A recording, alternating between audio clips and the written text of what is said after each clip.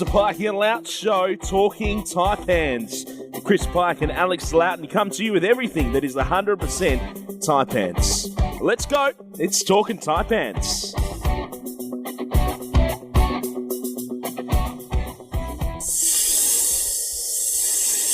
Hello and welcome to 2021, and we're back here on Talkin Taipans. It's the Pikey and Loughz Show, and all of a sudden, we're within days now of the NBL season starting. It's been the longest preseason in history, but it's finally over, and we've got some NBL games to look forward to here in Cairns. I'm Chris Pike, back for another year here on the show, and I'm joined, my pleasure to be joined by the Cairns Taipans legend himself, Alex Loughton. Loughz, thanks for joining me. Hey, g'day, Pikey. Great to be back, and boy, I wouldn't want to be part of that longest off-season in history, but here we are, and game's right around the corner. Can't wait. This episode of the Pikey and Loughz Show is proudly brought to you by Cairns Total Physio, less pain, more life, and Statton's Plumbing Company, plumbers who care. Yeah, so much to look forward to and so much to cover on our first show here now of 2021 here on the Pikey and Loughz Show. But before we get to any of that, our hearts are a little bit heavy as we sit here and record this, Loughz, because somebody who's had a massive impact on, well, Cairns in general, let's be honest, because of his business interests, but on the Taipans more specifically, and probably as big an impact just about as anybody on the club who hasn't actually stepped on the court. So we had the unfortunate passing of Ross Moller on the weekend. It took everybody by shock. I don't think anyone was expecting it. And he's just such a great person. Been involved in the Taipans organisation in so many different ways, as a board member, as a treasurer, and just as a great supporter. I know both myself and you, Loughz, have had individual dealings with him that made this a pretty tough announcement to take once we heard it. So I'd like to dedicate this first show of 2021 here, or Talkin Taipans, the Pikey and Loughz Show, to the amazing legacy of Ross Moller, and let's make it a celebration of his life as well, because there was a lot to celebrate, and it was tough news to take when you first heard it, wasn't it, Loughz?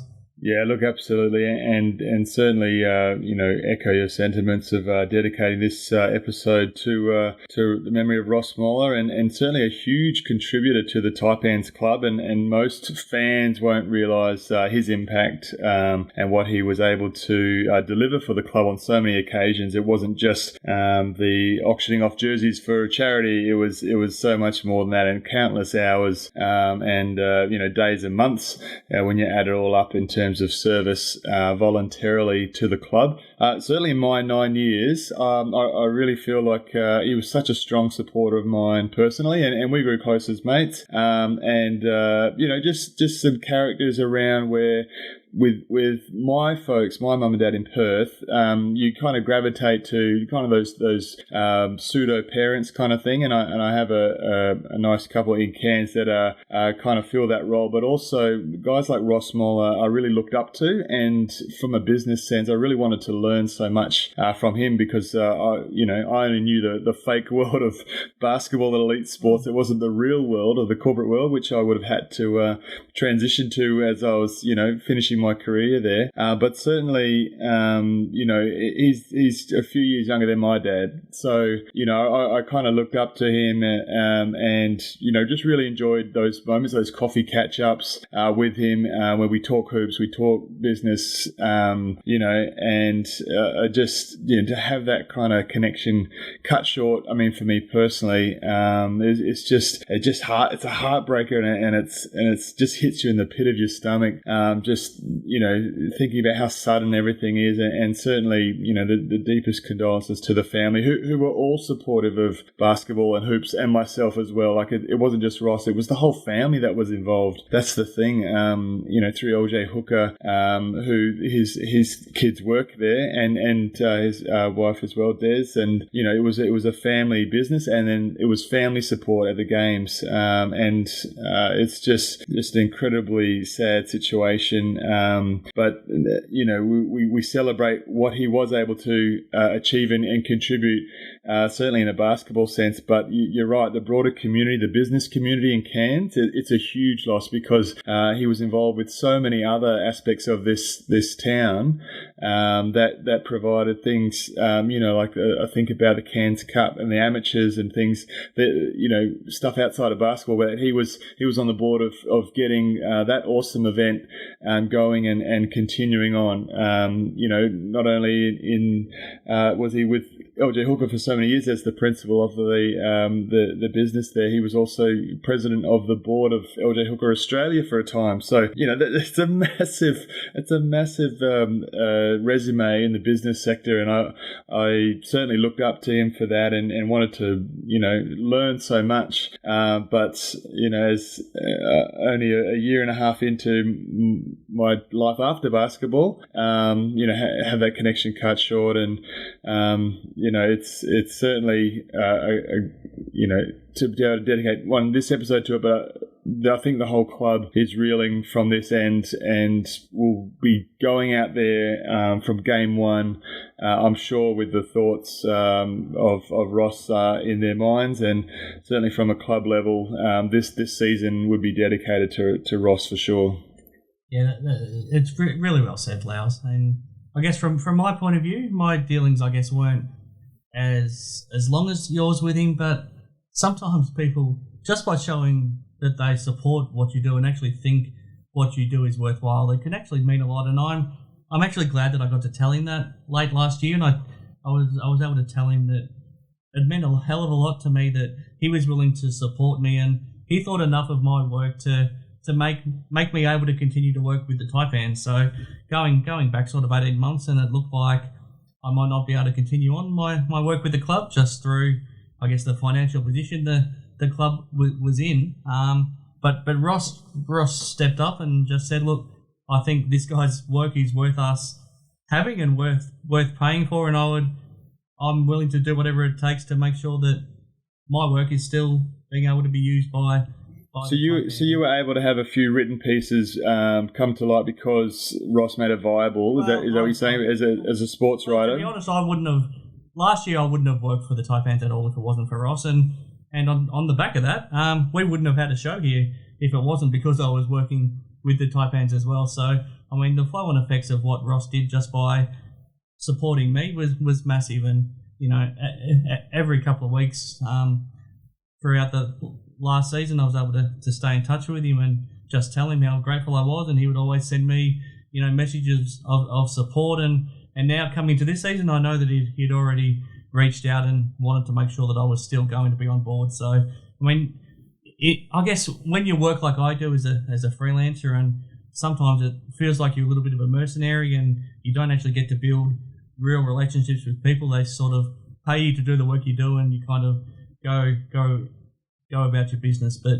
with Ross, you can just to have that support. It just meant the world to me, because I don't get that a lot. I usually only hear from people if they've got a complaint.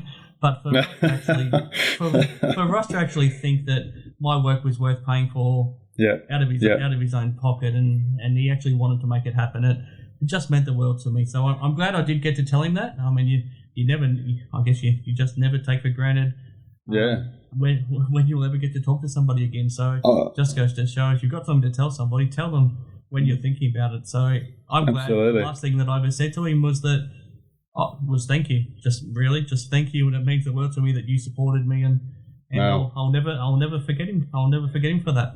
Yeah, I never really thought about what the last thing I sort of said, and I didn't really get to sort of thank him, I guess, for everything. But I just assumed that we'd just be able to catch up and talk hoops and talk stuff.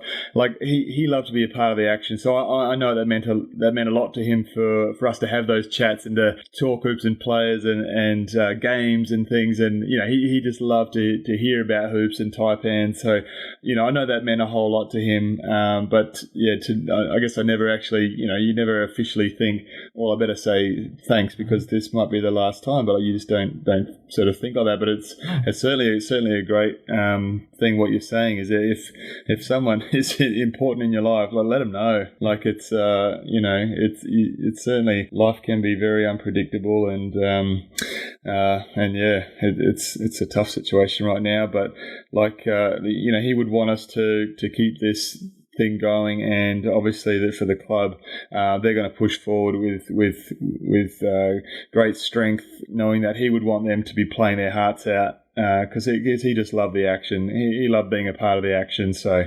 the Taipans will play to the best that they can in memory of Ross for sure.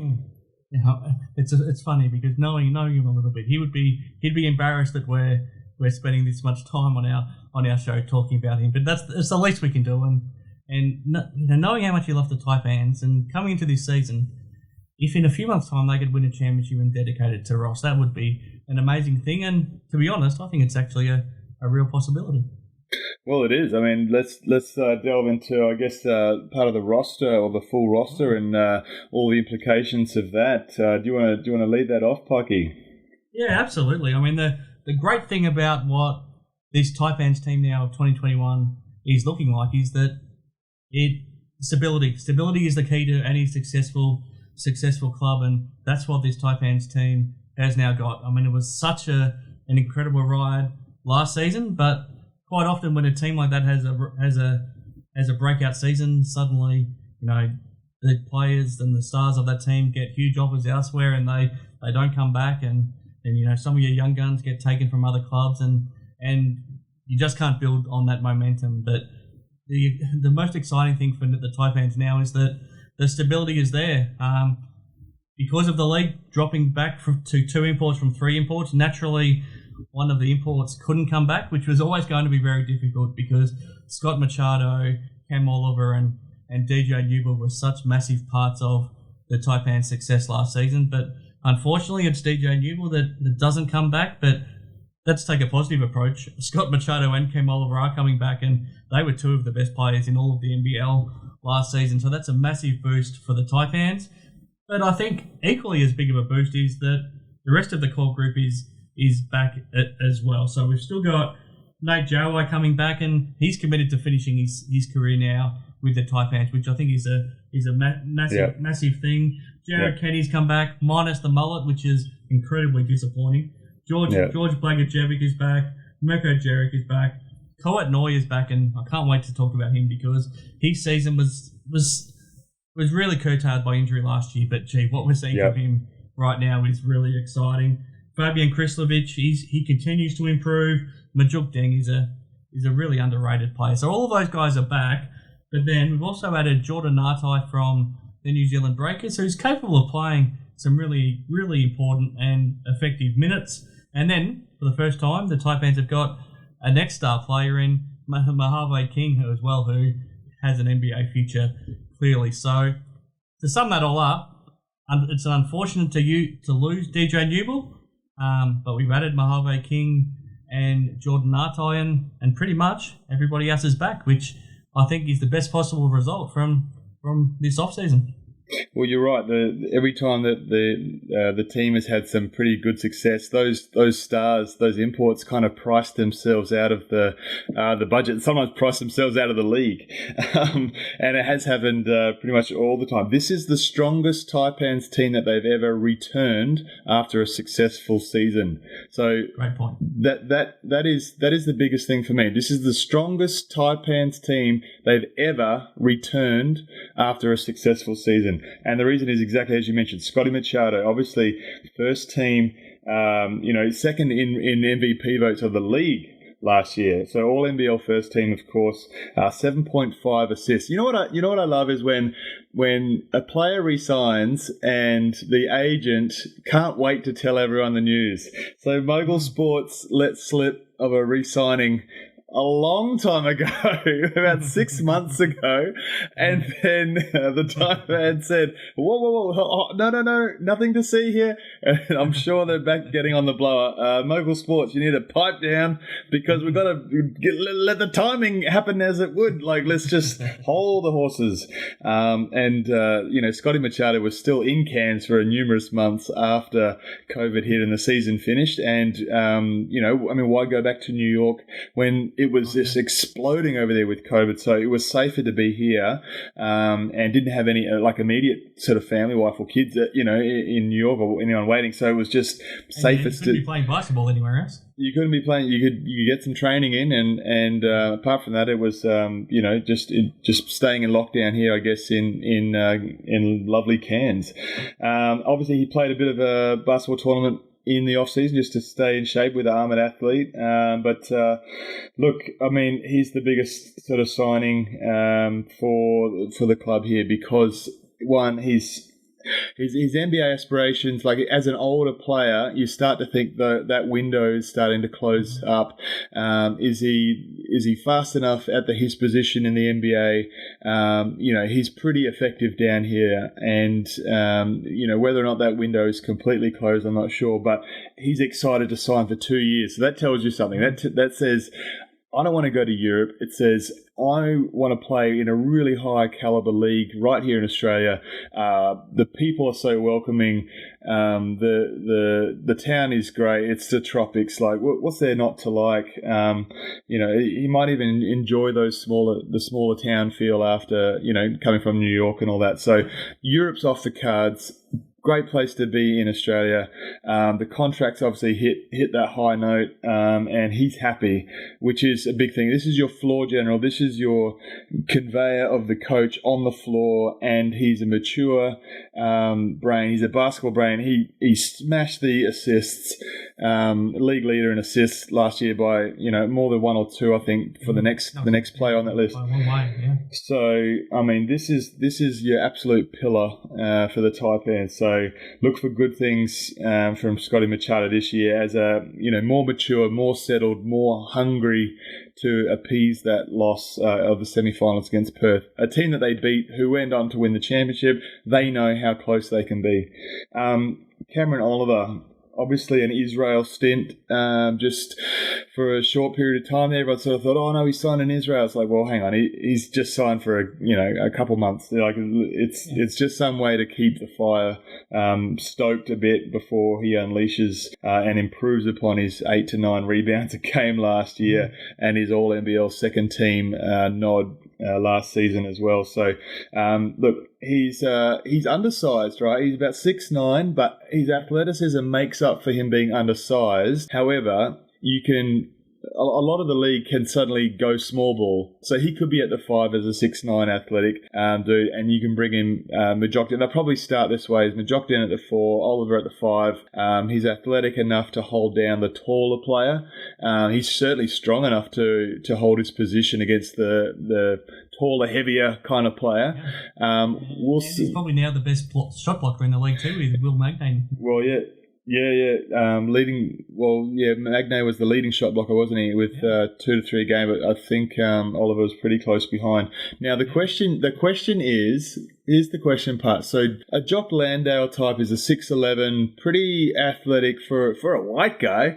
He's long and athletic and very effective, and some great things from Landau from the Boomer side of things, right? So this is a highly touted. This is who you're up against. Whenever you have your star player at any position, they go straight to like a who else is going to be effective and who's going to be guarding the Jock Landaus of the league, who's going to be guarding the Bryce Cottons of the league. They say, who are you going to put on that guy? And they say, well, okay, well, we're going to put Oliver on Landau. Now, is there going to be that height difference? Is that going to be a question mark on how well Oliver can produce this season with players like that do have slightly unique but still very effective playing games? So that's an interesting matchup for me: Landale versus Oliver, and who will win in a postseason game when it's the grindy sort of a series. So they're the kind of ones you look for. Now we can talk about more of that a bit later on. But Oliver, huge signing, 2 years as well. So same as Machado, and he's a young guy. He's a 24-year-old turning 25, totally different to Machado. So his NBA window is still available, very much open. So he had that injury and he's come out of it. I'm sure with his 2-year contract, there's an NBA out clause. There'd have to be. You'd be silly not to have any of that kind of stuff in there, of course. So his star is still rising in terms of that, and still has opportunity for NBA. Absolutely. So I guess the right point to say there's a massive hole left by Newbill's absence. 19 points a game. The Taipans' leading scorer. People will underestimate his impact because Machado and Oliver set things up so good and drew so much attention. It's not to say Newbill can't score on his own. He can. He's got moves, but he was also at the feeding end of, balls delivered on a platter to be consumed at the table of Machado. So certainly Machado would be the instigator for a lot of these plays, but Newbill would put the finishing touches, if not take over the big moments himself. And it's a huge contribution that will probably lead into these next two players I want to talk about, Kuat Noi and Mojave King. Mm-hmm. So, Noi, you mentioned curtailed by injury last season. Just expand on what your thoughts were on that whole injury and his production. Yeah, well, I thought he started last season, his rookie season, really strongly, and then he got his injury, and we thought it was going to be a short-term injury, and it just dragged on and on and on, and he would have ended up missing, I reckon, 7 or 8 weeks of the season. I reckon it ended up being that long, and when he came back, he contributed, but he just wasn't quite in the same shape and confidence level and everything that he had been in the first part of the season. So I don't think we ever quite saw the best of him, but I think clearly this off-season has been kind to him. His body looks in better shape, closer to an NBA type body now, and his shooting has improved, and he looks like he's a more composed player. There were times last year where I felt like he was a little bit rushed in everything he did, but it's only pre-season. But what we've seen so far, he looks much closer to now the finished product than he did, I thought, 12 months ago. Well, the ankle injury wasn't a normal ankle sprain. When you roll your ankle, it's that low kind of area of your ankle. You roll it and it bounces back a bit, and you have a bit of tendon or ligament damage. Now, this was a high ankle sprain. It wasn't a normal, typical one, and it was one that was only subtle, but it would just hang. The injury would just hung around, like you said, and it wasn't an unknown type of thing. It was just one of those hard things to manage. So then he's probably getting frustrated, and then when do I come back? It feels fine, and then I go to do something, and then it's not quite right, and then you end up playing these games where you're half nursing this thing that's sitting on your mind, and then you start to second guess, can I actually do what I want, what my mind thinks I can do, as opposed to what my body is allowing me to do. Yeah. And I can certainly tell you, tail end of a career, you'll learn really quickly what you can and can't do, and it's frustrating as hell. But he has come back renewed, and he has come back aggressive and hungry, and that's the thing.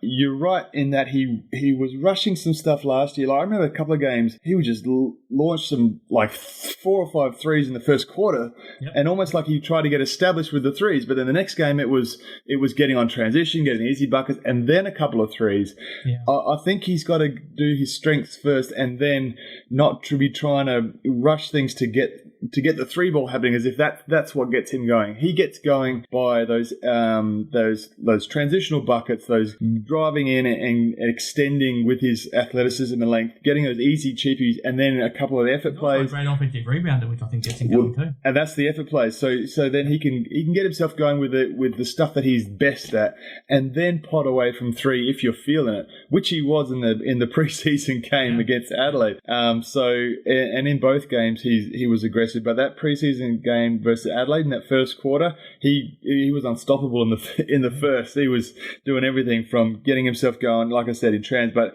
he was knocking down threes as well. So I mean, those threes will come in bunches, but you don't want to start with that. You don't want to just go, all right, I need to rattle off 3 or 4 threes here to get myself going. Nah, I think you're right. I think he's figured out that first year was a bit up and down. He can really focus in now on what he does best, and I think that's going to go a long way in improving from 11 points a game to a very handy, maybe it's a 14 points a game type of situation, and that takes care of a few part of the Newbill vortex that's left behind. Now, the second part of the vortex that's hopefully going to get filled, and we'll touch on his exact replacement. So Newbill's going to be replaced at the 2 by most likely Kenny or Jarek to start the season. But I want to talk about Mojave King right now, because this is a guy that could play at the same time as Kouatnoi. So they tried out a bit in the preseason. I think they're still feeling out the combinations, but you can play Mojave King and Noi at the same time. King is very athletic, he's not raw at all. He's pretty polished and he's long, and I think he really suits that 2 spot. And very highly regarded in terms of NBA draft prospects for next year. Obviously, Josh Giddey at Adelaide would be the highest touted next star at the moment, and the first Aussie next star to sign. Well, the next Aussie next star that was signed after Giddey was Mojave King. So he is a massive coup for the Taipans. He's a massive coup for this league, and he just shown like a huge ceiling because he can hit the 3. He's unstoppable in transition. He's already had some big numbers in the preseason. He was a bit quiet against Adelaide. There's quite a few games back to back. I know Melbourne really roughed him up purposefully in that closed door game, and Adelaide, he put up some big numbers against that Adelaide closed door game as well. But once we hit that 4th preseason game, he was a little bit quiet, but I don't think that was any sign of concern or anything like that. He looks really good, and I think he's 18 as well. So the exciting thing for the league is that the eyes on LaMelo Ball last year, and we think, man, how cool is it? An 18-year-old from the US can come over here, do well, and then get drafted where he did. And but now we've got the Aussies in that same spot. We've got Aussies that are talented enough to be touted in the top 10, if not higher, depending on how well they play this season. So he's not to be underestimated, and he could very well fill a 12 to sort of 14 point haul, quite comfortably with the way he plays, and his height advantage on other 2 men in the league could give some veteran stars some trouble.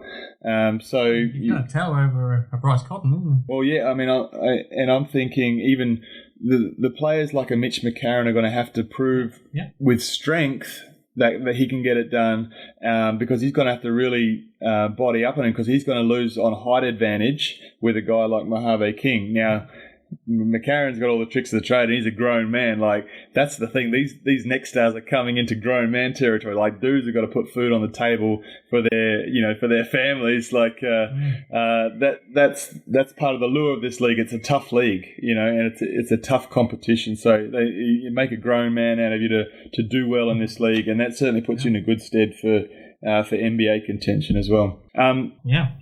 Next up on my list, so let's go straight to Jarek and Jared Kenny. So filling the starting position, let's say, for the Taipans, and filling in that role that DJ Newbill would have had last season. So these guys are steady-head, mature players that know this game. They know the league, very comfortable being in that sort of starting role.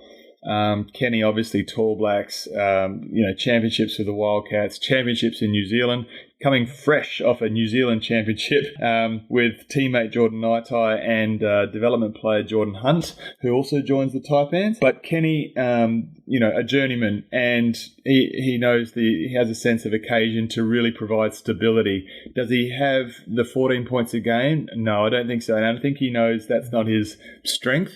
But what he does bring is that unity and that extra floor general that can really dictate, what's going on the floor, and also be that voice for coach. So I'd say he'd be around that. Be a really good defender as well, because Newell obviously defensive player of the year. So we need someone to step up defensively, and Jared can do that. Yeah, absolutely. He brings that toughness to the defensive end, and that's going to be needed, certainly against those matchups that Newell would have had. He's going to be a solid piece, but he'll also know his limitations. He knows he's not going to go for 30 and catch fire and things like that. Now, Jarek is a different kind of animal. I think he has the ability to certainly go off in spurts for various games. He can catch fire. That 3-ball ratchet's going to be locked and loaded. And he's going to be hungry as well, in sense if he doesn't get busy early on in the season, he could lose minutes on the floor as King and Noi are fighting for these crumbs of extra time on the hardwood. So I think Jarek's going to be. He's got to have to be hungry, but also be poised enough to let it come to him without getting too frustrated if things don't happen straight away. So I honestly, times can't he? Well, but that's also part of his makeup. Because you want a guy that's fiery. You want a guy that gets his nose in everyone else's business on the opposition, and that's the toughness that you need. So you start with a fiery guy that's going to get the crowd going. That's going to get your teammates juices like firing. It's a handy weapon to have, and he certainly shouldn't underestimate what he brings to the table in that regard.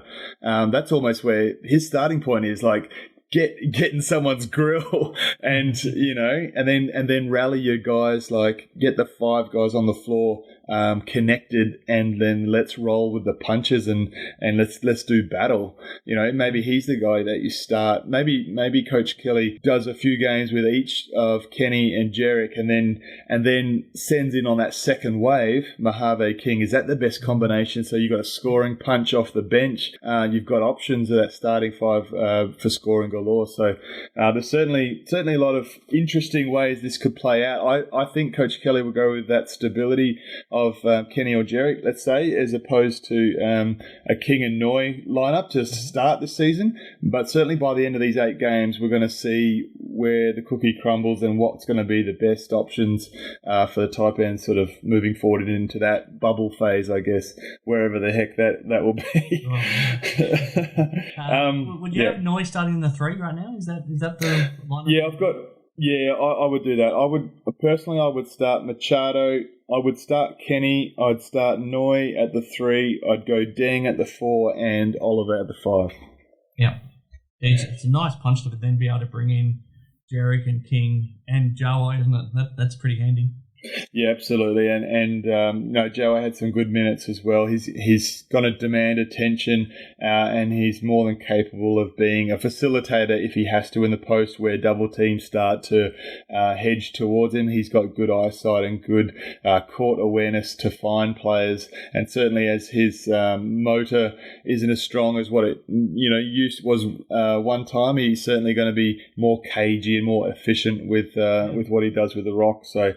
The great thing for him as well is there's less and less genuine big guys in the league as well. So I think that's going to work to his advantage.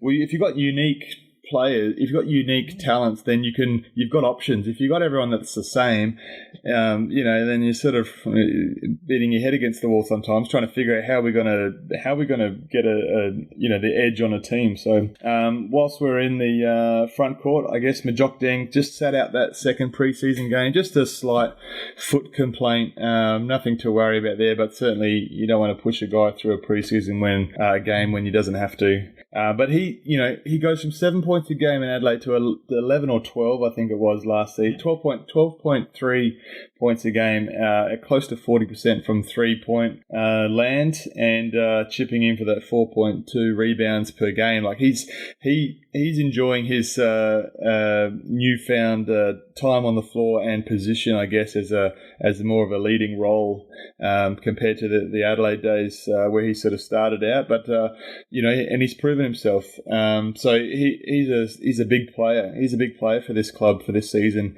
Certainly when the game's up and down and got a fast pace, he's more than capable of being in that kind of environment.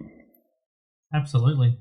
Really like the development of George and Fab as well. I'm really glad that both of them have come back. I'm really glad that they both look like they've continued to develop, and I'm really glad that they're both going to be able to continue to do this with the Taipans, because they've earned this chance at the Taipans. I'm glad they didn't get poached by another club, and I really like what I've seen in the preseason from both of them, because they're going to be able to play some important minutes, even if technically they're the 9th or 10th man on the roster. They're going to be very handy.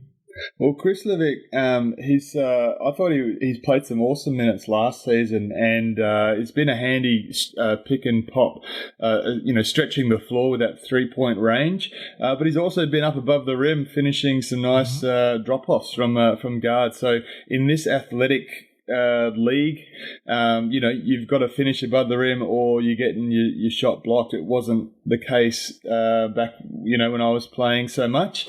But certainly right now, you're not going to get into postseason play unless you're finishing above the rim. And I think he's going to have a bit of an evolution, with this season's play as well. I thought he had some real handy minutes in the preseason, and it's those effort areas that he brings. It's those second chance opportunities.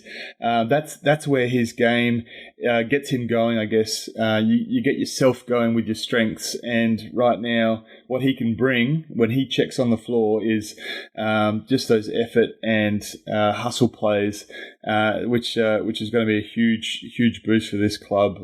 So I'm looking forward to what he can bring to the table this season and grow in more maturity as well as confidence, not second guessing himself and really just going, I'm going to go for this. There's going to be other players come in, and he's not going to die wondering. He's going to give it everything he's got, his heart and soul in it, and he's certainly going to give his best effort at all times. You can guarantee his buy-in is through the roof at every team that he's been on. So looking forward to Chris Levick this year, and of course Blagojevich, from Geelong, and had familiar with Coach Jamie O'Loughlin, came up here through Marlins, and saw the floor 16 times last year, so he hit, clocks the minutes for 16 games last season, and I think he's a long athletic body at the 2 or the 3, and we saw a massive block. I forget who it was. It was on Golding, I think, and he sent it, and that's what he can do. Defensively, he would be a nightmare for those smaller 2s of the league, so it ends up being a handy go-to combination. If you've got, I think he's taller than Chris Levick, to be honest. I think he actually is. I think he is. I think you're right. Yeah. I think he's like 6'9.5" and 6'9", and Fab's like 6'9". So it's deceptive because he's a 2. You think he can handle the rocks. You're like, well, what is he? 6'5", 6'6"? No, he's 6'9.5". So he can finish above the rim as well. And right hand or left hand, he's a cool, calm customer. He's not going to be the guy that's yelling, Serbian obscenities to himself or to his teammates, but he's certainly going to be in the action and extra effort areas as well, much like Chris Levick as well. So I think this squad is sound. I think this is handy. We can touch base on the development guys in perhaps the next episode with Jordan Hunt, Tad Duffermeyer, Cohen Sapwell, and training. Those 2 are training players, Tad and Cohen, and Jordan Hunt just holding down the only development player role. And then, of course, Kai Statman's a training player in there as well, who are very familiar with that pedigree. So there's some good peripheral players in there, but let's maybe save that for another episode, if you will. Absolutely. just quickly, stability in the playing group, but also the coaching staff, that's just crucial, isn't it? I think so. I mean, Mike Kelly, 59 games, Coach of the Year, coming into his third season, just been solid as a rock, hasn't he, for this club? Jamie O'Loughlin, the first assistant, he's been there longer than Coach Kelly, of course, and always doing the Marlins team as well as the Taipans commitment, and it's a huge time commitment. Like, people don't realise how many hours is spent breaking down video, talking with players, just the stuff that happens on the road as well is huge. Brad seasons are going to cross over this year. Sorry, those seasons will cross over as well this year, so that's going to be interesting how he juggles that. Yeah, absolutely. Look, and Brad Hill, second assistant in there. He's been there for I want to say third season, is it? Sorry, third season. At least, yeah. At least, got one more. Yep. And then Lennon Smart coming over from the Perth Wildcats, huge commitment and work within the Cairns Basketball Club.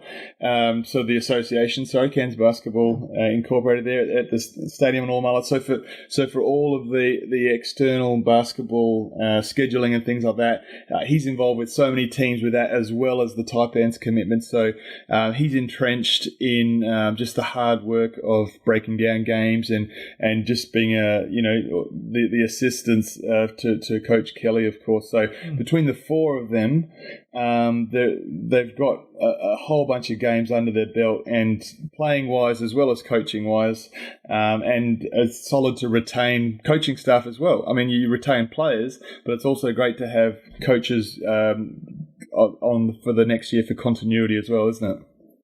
Absolutely, it's crucial. This episode of the Pikey Loughz Show is proudly brought to you by Cairns Total Physio, less pain, more life, and Statton's Plumbing Company, plumbers who care. Okay, now we've talked about how impressed we are with how the squad's looking.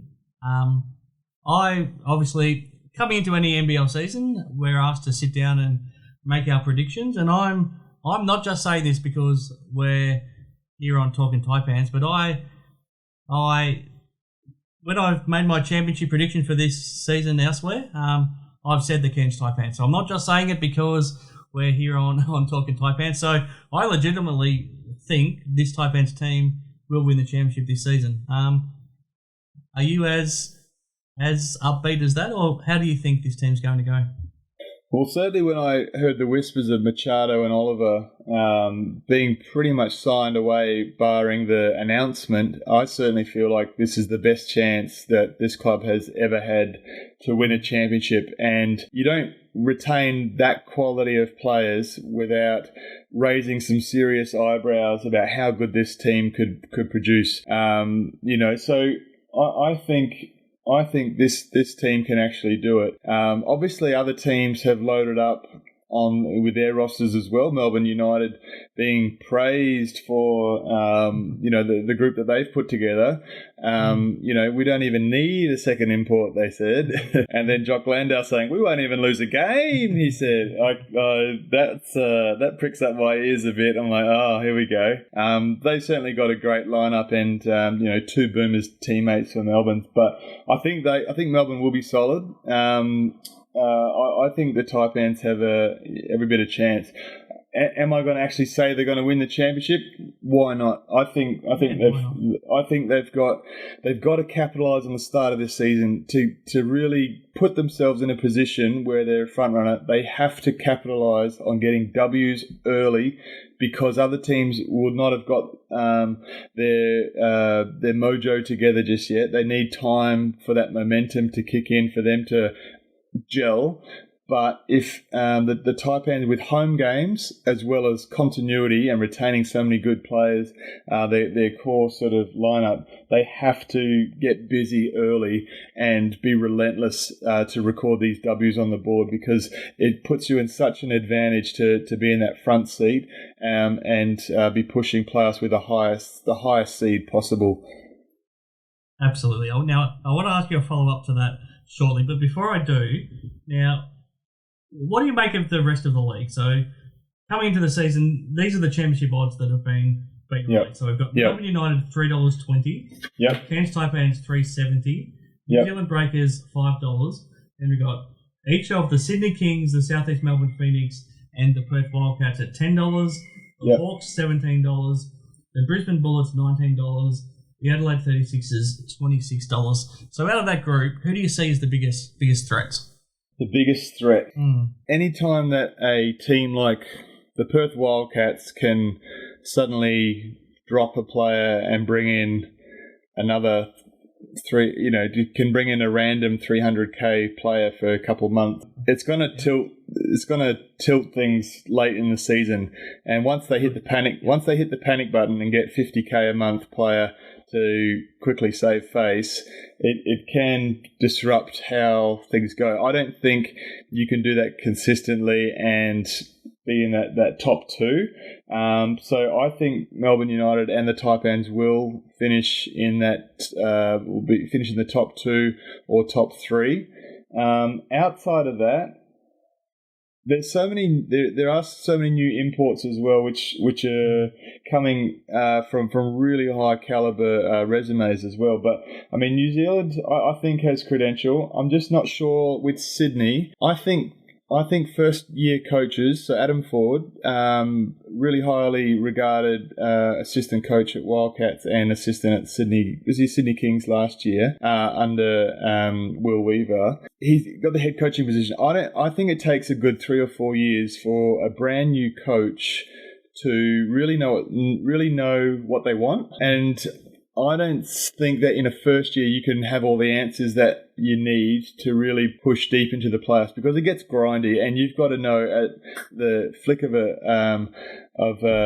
hand that what the next thing is that you got to do. So I'm saying that although Sydney have got some awesome talent, Casper Ware and a bunch of imports. I know they had the injury to Lazada, but I think they're going to have a bit of an up and down kind of season, to be honest.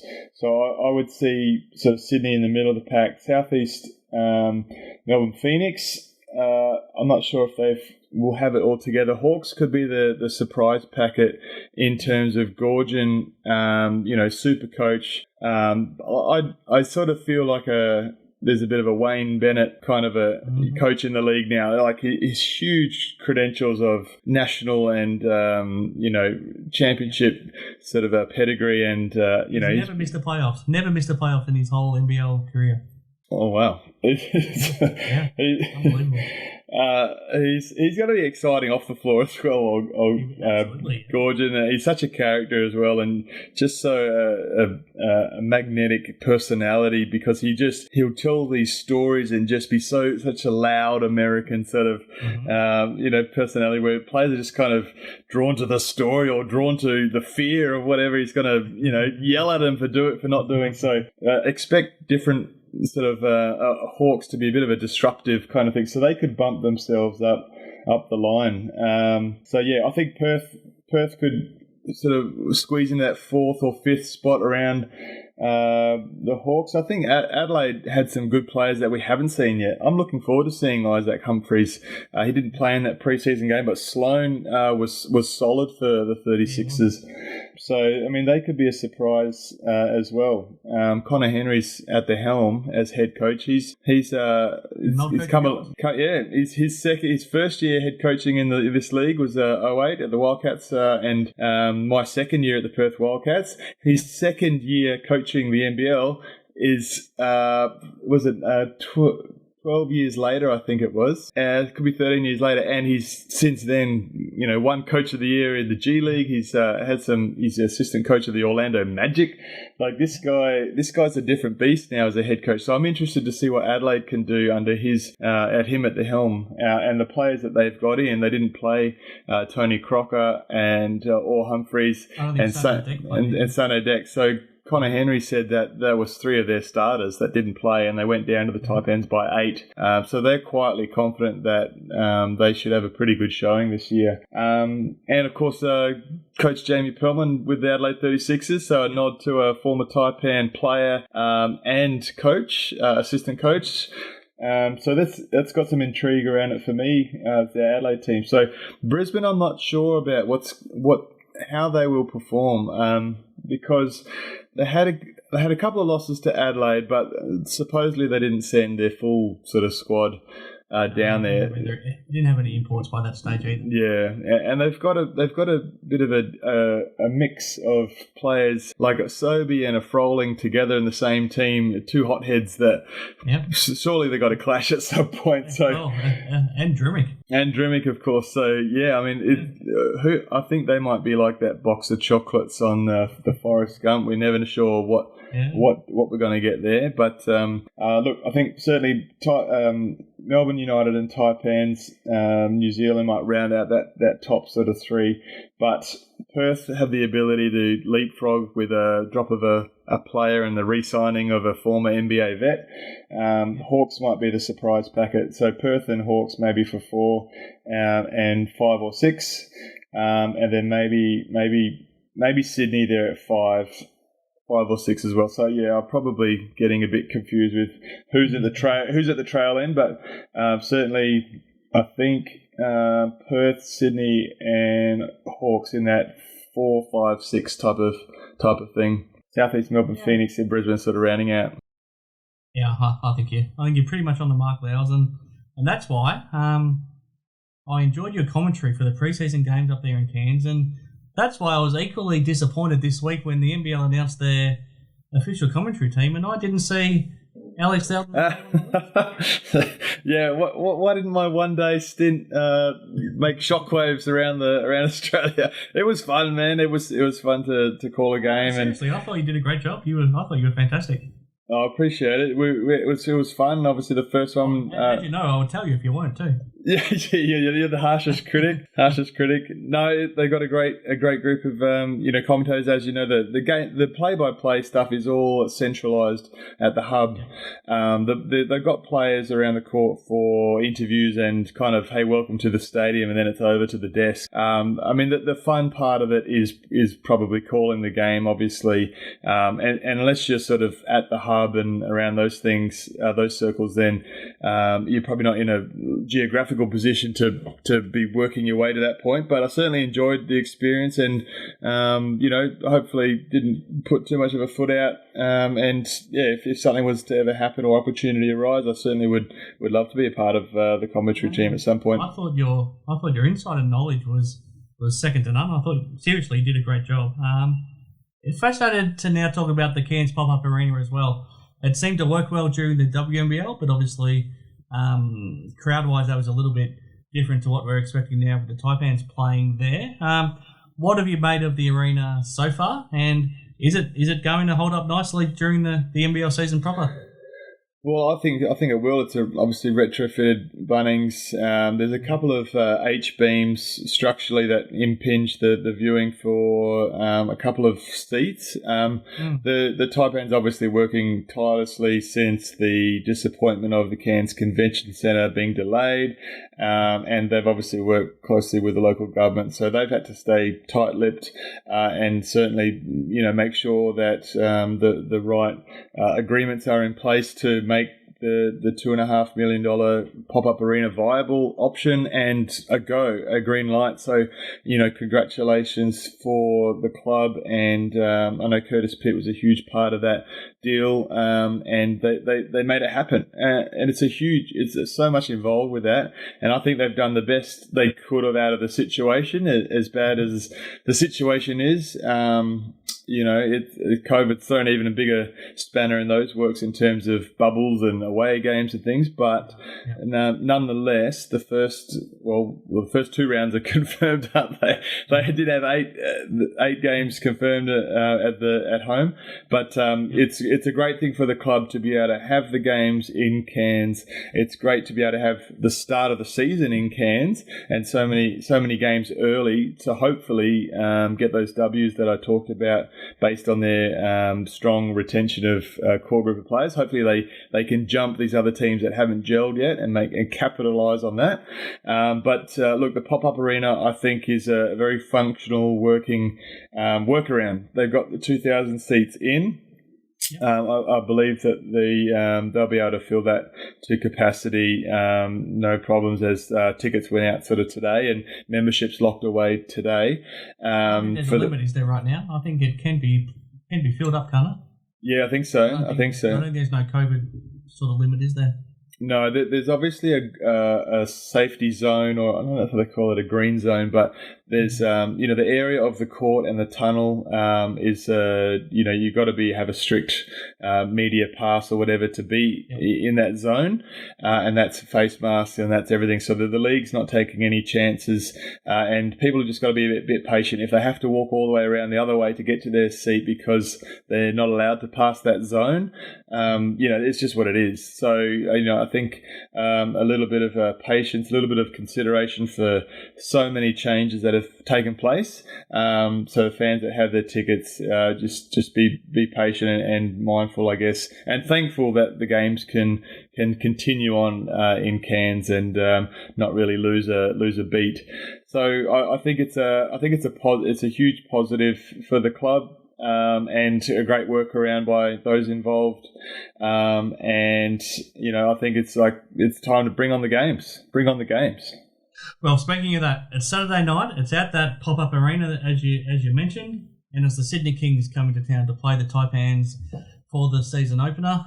Nice opponents to rock up. You got some pretty handy players there from the Kings. Didi Lozada's back. Casper Ware's back. Daniel Kickett's part of that team. It's still a star-studded squad, even if you do take out Andrew Bogut and Kevin Lish and Jay Sean Tate, who's now starring in the NBA. What are you expecting from this first game? Look, I think it's going to be Ware versus Machado is the media attention, which is great. I think Casper Ware's probably got a point to prove from a disappointing finals performance last season. So he'd be keen to re-establish his hold on the league here, and hopefully replicate his 2018 championship sort of days with United. So it's been possibly a few years of where he probably will really be hungry to re-establish. Machado will be waiting for him. He'll be ready and he'll be excited. I mean, these are two strong, superstars. I can't really wait to see how all that action unfolds. Obviously, Jarrell Martin, he's going to be an interesting matchup with Oliver, of course. I haven't seen personally much of what he can do. I mean, athletic and high energy. I think he'll be fun to watch. I mean, both those guys battling it out will be fun to watch. And it's a shame David Cooks is out, and obviously Vodanovic signed late as his replacement. Yeah. But Lozada is going to look to impress. I mean, he's with a year under his belt, he's going to be hungry as well. Kind of got that Noi hungry sort of vibe that he's going to be looking to produce this season. So he's certainly sensing isn't it? Where last year as your first year as a next star, I guess you're trying to develop to get an NBA spot, but now to not have earned an NBA spot, he's kind of on his last chance almost to now impress. So he has to be hungry. Yeah, absolutely. I mean, he's without the attention of Bogut and things like that. And Daniel Kickett's getting older. Not that he can't go, but he's pushing close to 40. Those kind of players, they're going to be slowing down at some point. The team needs inspiration from young, energetic, athletic guys that can really put up numbers and deliver. Especially at the start of the season. I mean, he's going to be one of those guys. There's a couple of young faces there. I mean, Craig Moller's kind of sitting in there, and can he lift a bit now? I think he had a bit of a lull sort of last season. Is he kind of losing that spot where he needs to kind of lift a bit to re-establish himself as well? He might be looking for sort of a resurgence, I think, as these other young players are edging closer to more minutes and things like that. But Brucey, I think Sean Bruce is a big one for me because he'll probably start alongside Ware, and and he's evolved, hasn't he? I think he's he just flourished under Will Weaver, and I'm spewing that he couldn't continue that relationship because it's a dream sort of thing to have a coach that's so intuitive and able to get the best out of the players. And I think the players really bought in to what Will Weaver was preaching, and the proof is in the pudding. He's now at the Rockets as an assistant, and just awesome to see that. But it's left a gaping hole for guys that were looking forward to a second year and building on what they did last year in a topsy-turvy grand final sort of series. So he's going to be big for them. I think leadership-wise, he'll be able to be a pillar for the Kings this season. Have you got the Taipans winning the game?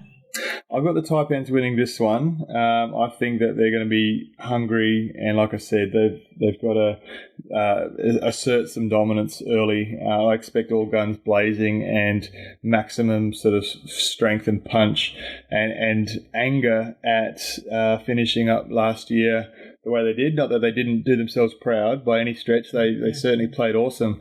But that sour taste in your mouth that happens when you lose to the final champions of the league, with an asterisk next to the word champions. But they certainly feel like they didn't go as well as they knew that they could. So I think they've got to rally that feeling again, and remember that, because that'll give them that motivation for this, certainly for the start of this season, just to rattle off that game under the belt and get some runs on the board for season 2021. And then it's Monday night again, short turnaround to play the Hawks in another home game. Yeah, interesting. You get back-to-back home games within sort of 3 days. It's going to be the story of this season of changes. So I think the Taipans should be able to go 2 wins this weekend, or Saturday, Monday, against the Hawks. So look, they'll still be finding their feet. As I mentioned before, it's a whole new roster down there, really, and a whole new coaching staff. They'll certainly play with some fire and rally behind their new coach, Gorgon. And he'll have some tricks up his sleeve, but I don't think that team will be together enough for Gorgon to really play the chess games that he does and go to all his chess pieces until later on in the season. So it'll be They're very young. They're very young. Yeah. So I think the Taipans should be able to walk away with 2 this weekend.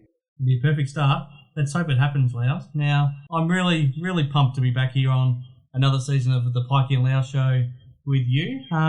Now, if you're tuning in as a Taipans fan for the first time, what can they look forward to from our show this year? What are we going to bring to our loyal listeners? Well, we've got some exciting things planned. We certainly learnt a lot from last year, and I enjoyed some of the interviews that we had on the show, and one of them being former Taipan legend Ron Dorsey. And, obviously we interviewed Cody Statman's father, Cody obviously winning an NCAA championship ring in college, which is just, it's almost unheard of. But there have been a few in past, but it's very rare.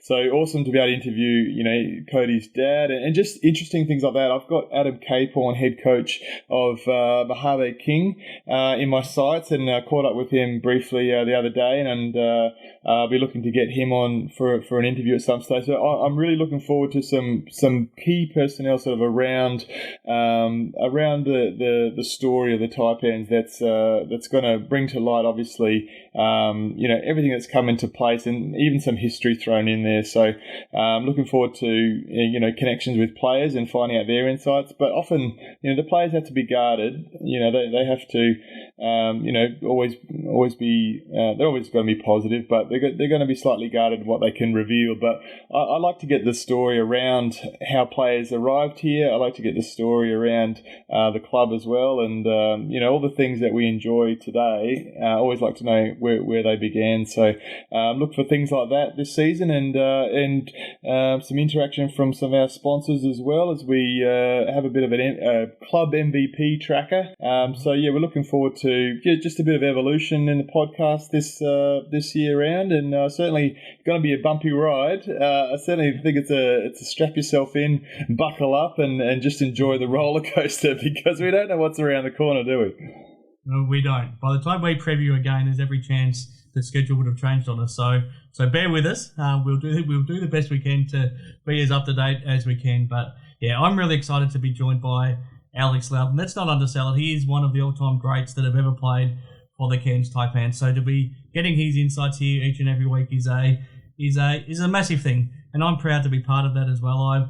I've really enjoyed my time working with the Cairns Taipans as part of a larger role that I have been doing for a long time now with the NBL and being around the league. So it's something I'm very, very passionate about, and it's now going on about 16 years that I've been involved in the league now. So I was able to see all of your career play out, and now to still stay in touch with you it's something I'm really proud of and something I really enjoy. So I'm looking forward to going on this journey with you again this year. I'm looking forward to partnering up with our loyal sponsors and hopefully giving our listeners what they want to hear. So get in touch with us through our social media channels and tell us what you want to hear on the show this year, and we'll do our best to bring it to you. So I can't wait now to see the Taipans in action, starting Saturday night against the Kings, then Monday against the Hawks, and even a couple of days later they're back at home again with another game as well, which we'll have to see when we can come back next week and do our next show, Loughz, and how it fits with the fixture. But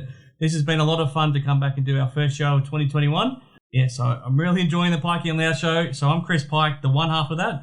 I will sign off and leave you with Alex Loughton to give you his final thoughts. Well, the longest off-season in history.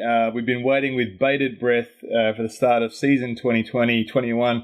Now it's just season 2021. So get excited, get pumped, get ready to support your Taipans. We do, like I said, with a heavy heart, but with certainly fond memories of Ross Moller and a huge contribution for this ball club. And I can't wait for the club to have some success, certainly in loving memory of Ross and what he was able to do for the club. So buckle up for a crazy ride for this season, and let's go Taipans.